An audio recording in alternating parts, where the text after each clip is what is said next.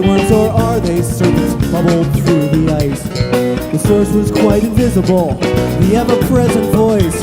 While skating both legs, tracing different shapes, I made my choice. Mimicking the image in whose radiance I bask. I'm tied to him or him to me, depending who you ask. Nonetheless, reluctantly, reflections tumble in. I slide with all the others on the wrong side of the skin.